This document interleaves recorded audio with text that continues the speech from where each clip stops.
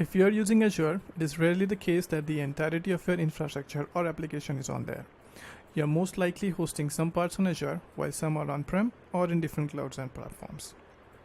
Even if you do have a majority of workloads in Azure, chances are that they are distributed across resource groups, subscriptions, or even different tenants.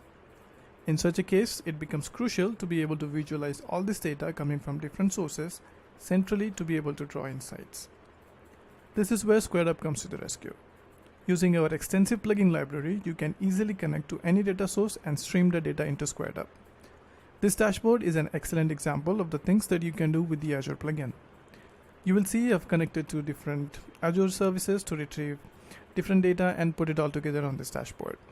You will see alerts and performance metrics from Azure Monitor, health state from Azure platform itself, some cost data as well as some data that I've fetched from my log analytics and Sentinel workspaces using KQL queries.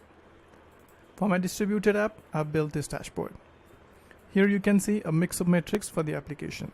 We are looking at performance data from Azure Monitor, the cost of the application, and some in-depth logging from application insights. We also have an outside-in monitor for pingdom, active incidents from ServiceNow, and so on.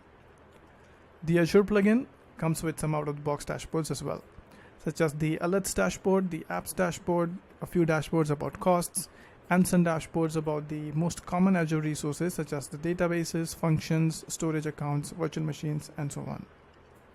Of course, you can make your own adjustments by editing these styles or adding new visualizations in these dashboards. SquaredUp not only can visualize the data but also notify you when something goes wrong. You can turn on the monitoring for these styles and set up the error and warning thresholds and send these alerts to an email or to an IM channel in Teams and Slack.